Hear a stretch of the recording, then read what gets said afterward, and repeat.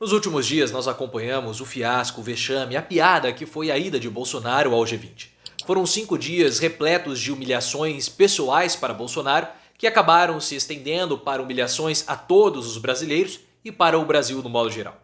Bolsonaro até virou motivo de piada em um programa humorístico porque ele confundiu o enviado americano para as questões climáticas John Kerry com o Jim Carrey. Ele subtrocou o nome, mostrando que o Bolsonaro ele não entende absolutamente nada.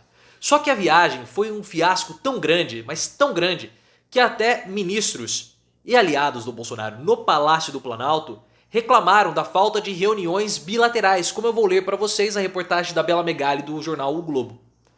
Só que o jornalista Carlos Andreasa, que é um comentarista político que eu gosto bastante, ele trouxe um ponto diferente, que eu não tinha pensado nisso, e o Andreasa abriu os meus olhos. E foi uma falha minha não ter percebido e não ter trazido isso para vocês. Porque todo esse fiasco, todo esse fracasso de Bolsonaro no encontro do G20, na verdade, ele pode não ter sido planejado, mas tem um ponto até que positivo para Bolsonaro na percepção dos bolsonaristas. E nós temos que lembrar que Bolsonaro não faz política para todo mundo. Bolsonaro faz política para os seus aliados. Faz política para aquelas pessoas que ficam ali no cercadinho. E para essas pessoas a viagem de Bolsonaro para a Itália pode ter sido muito satisfatória. Eu vou trazer o texto do Andreasa também aqui para vocês, para que a gente possa refletir juntos e principalmente trazer esse ponto de vista diferente daquilo que nós estamos trazendo aqui no canal. Mas antes eu peço o seu like, clique no botão de gostei, ative as notificações, tá vendo? Se eu peço o seu like, a luz até reage aqui. Então eu peço o seu like, se inscreva também no canal. Deixa eu começar com o que a Bela Megali falou aqui no texto dela.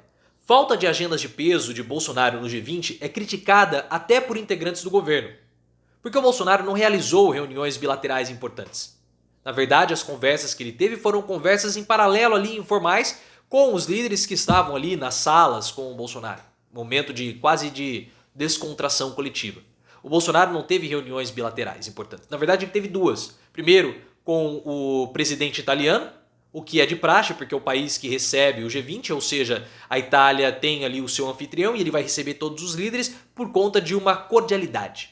E depois com representantes da OCDE. Mas só isso. Nenhum líder mundial quis receber Bolsonaro, que é visto como um pária internacional.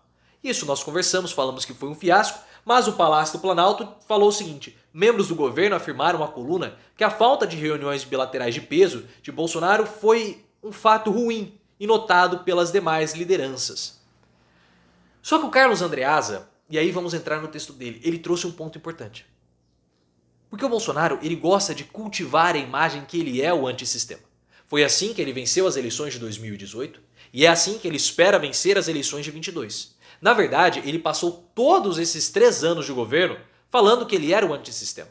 Inclusive, na conversa que ele teve com o Erdogan, ele mostrou essa posição antissistema dele, ao falar que, olha, não tenho indicações políticas no meu governo. Uma mentira, é claro que ele tem. Mas ele gosta de cultivar essa imagem. E o Andreasa trouxe esse texto muito interessante falando o seguinte. O texto dele chama Finados, Bolsonaro na Itália. E ele fala que o Bolsonaro se divertiu muito em Roma, houve a agressão aos jornalistas, e esse tipo de agressão aos jornalistas é um deleite para os bolsonaristas, porque eles querem mesmo que a imprensa seja agredida. Só que ele continua, né? Ele fala o seguinte, olha, deixa eu chegar aqui. Não teve encontros bilaterais, e ele fica chamando de biscoito. Deixa eu ler aqui para vocês. O ataque físico a jornalistas foi o auge de seu propósito em Roma. Afago concreto nos seus, ou seja, nos bolsonaristas. Nada, porém, definirá melhor a passagem pela reunião do G20, dedicada ao consumo dos radicais bolsonaristas, do que a imagem de um presidente isolado. Ou seja, o mundo todo está isolando o Bolsonaro. Todo o sistema, todo mundo que é comunista, que é progressista, que é globalista, está isolando o Bolsonaro. Portanto, há uma perpetuação ou uma retransmissão da imagem do isolado Bolsonaro. Aquele que vai lutar contra tudo e contra todos, porque ele perdeu o seu principal aliado, Donald Trump.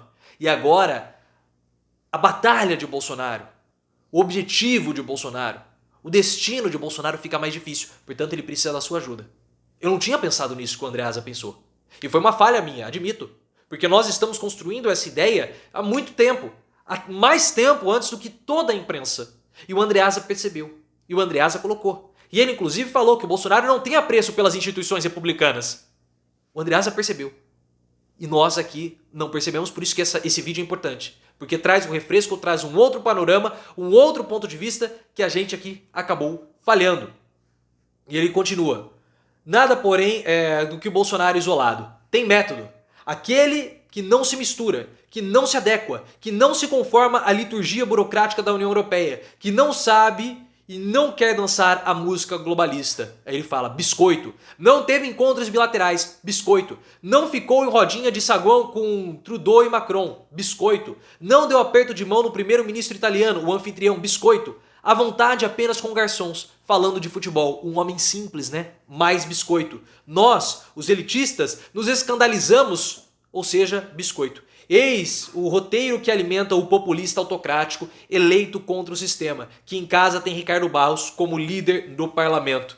E ele continua aqui falando, olha, um tal estelionatário eleitoral precisa mesmo buscar campos mais favoráveis ao exercício da fantasia que enredam os crentes. Os fiéis, mesmo aborrecidos, exigem pouco. E de certo terá, né, que nomeou um monte de ministro do Centrão, Flávia Arruda, aí tem até Ciro Nogueira, João Roma, dentre outros, que encontraria na Itália condições para mentir sem refutações. Então Bolsonaro foi para a Itália e mentiu sem que ninguém o refutasse. E de fato aconteceu isso. Naquela fala do Erdogan ficou muito clara.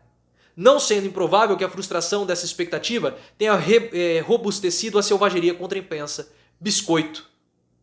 Né? E aqui ele continua, né? Que o Bolsonaro, tudo ele fez, não se pode subestimar, ele encerra, né? Não nos tempos que ocorre a capacidade competitiva desses patriotas, né? Que fica falando, como o Bolsonaro fala, que ele é um patriota, que ele tá lutando contra tudo, contra todos, né? Falou até do Marcelo Queiroga, que nós citamos no vídeo passado. Essa fala do Andreasa, esse texto do Andreasa me fez refletir, na verdade.